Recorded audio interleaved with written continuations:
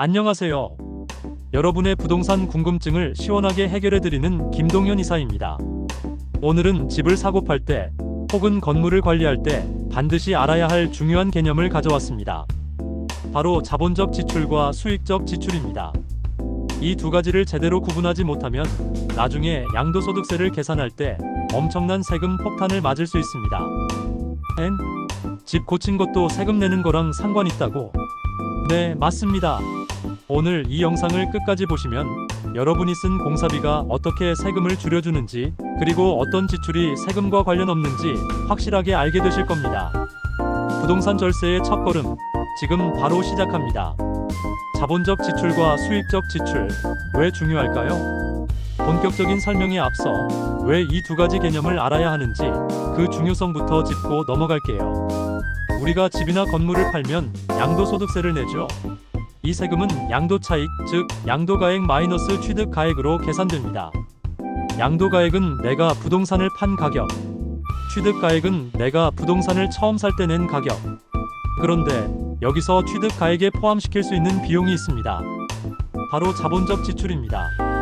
이 자본적 지출은 취득가액을 높여주기 때문에 양도차익을 줄여주는 효과가 있습니다. 예를 들어볼까요? A씨가 5억 원에 산 아파트를 8억 원에 팔았습니다.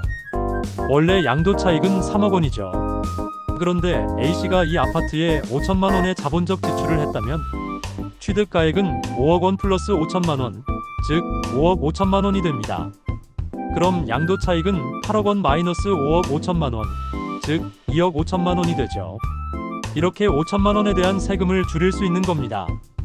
반면 수익적 지출은 취득가액에 포함되지 않습니다. 이는 단순히 현상 유지를 위한 비용이기 때문에 양도차익 계산에 반영되지 않죠. 똑같이 돈을 썼는데 누구는 세금을 줄이고 누구는 못 줄이는 이유가 바로 여기에 있습니다.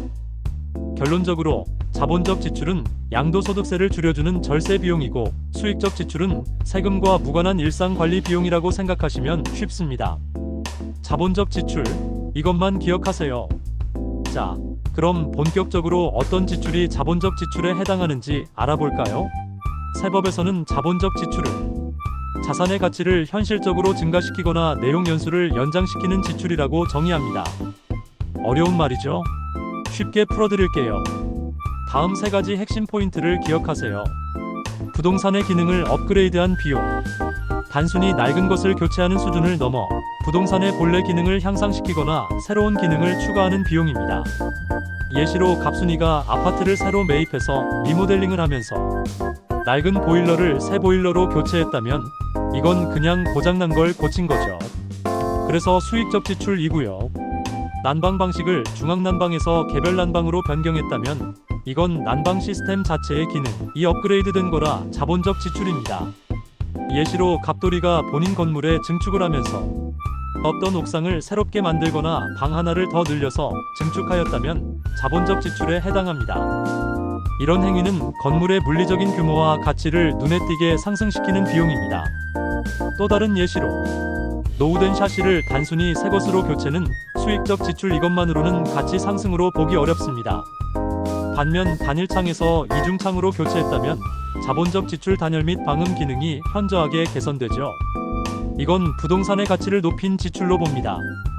발코니를 확장해서 거실을 더 넓게 만드는 공사는 자본적 지출. 발코니를 단순히 수리하는 것이 아니라 주거 공간의 면적과 기능을 확장했기 때문에 자본적 지출로 인정됩니다. 자본적 지출의 핵심은 내용 연수 연장과 가치 증가입니다.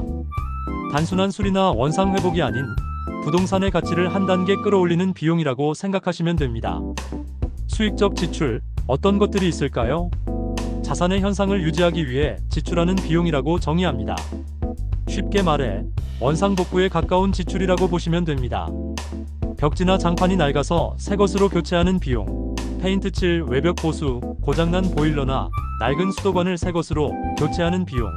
이 수익적 지출 비용은 아쉽게도 양도소득세 계산 시 취득가액에 포함되지 않습니다.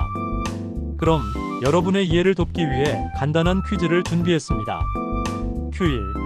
지붕의 누수를 막기 위해 방수 공사를 했다면 정답은 수익적 지출입니다. 이미 있던 지붕의 기능을 정상으로 되돌리는 원상회복 비용이기 때문이죠. 만약 지붕을 아예 없애고 옥상 정원으로 만들었다면 그건 자본적 지출이 될 수 있습니다. q 마당에 잔디밭을 깔거나 나무를 새로 심는 조경 공사 비용은 정답은 자본적 지출입니다. 마당을 새롭게 조성하는 것은 부동산의 가치를 높이는 행위로 보기 때문에 자본적 지출로 인정받을 수 있습니다. Q3. 세입자를 위한 에어컨 설치 비용은 정답은 자본적 지출입니다. 원래 없던 에어컨을 새로 설치한 것이기 때문에 주택의 가치를 높인 것으로 인정됩니다. 만약 고장난 에어컨을 새 에어컨으로 교체했다면 이는 수익적 지출에 해당할 수 있습니다. 어떤가요? 이제 조금 감이 잡히시나요? 자, 이제 가장 중요한 내용입니다. 아무리 자본적 지출에 해당하는 비용을 썼어도 증빙 서류가 없으면 소용이 없습니다. 세무서에서 이 비용이 자본적 지출이 맞나요? 라고 물었을 때 증명할 수 있어야만 취득가액에 포함시킬 수 있습니다.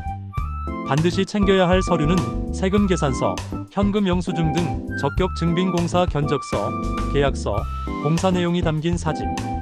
특히 현금으로 공사비를 지불했다면 현금 영수증을 꼭 발급받으셔야 합니다. 영수증이 없으면 자본적 지출로 인정받기 어렵습니다. 공사 전후 사진이나 계약서를 잘 보관하는 것도 좋은 방법입니다. 오늘은 부동산 매매 시 절세의 핵심인 자본적 지출과 수익적 지출에 대해 알아봤습니다. 똑같이 돈을 썼더라도 어떤 목적으로 지출했는지에 따라 세금이 달라진다는 점, 이제 확실히 아셨죠? 부동산의 가치를 높이는 지출은 자본적 지출로 분류돼요.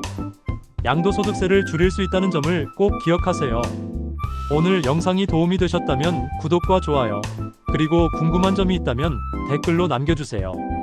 다음 영상에서 더 유익한 정보로 찾아뵙겠습니다. 감사합니다.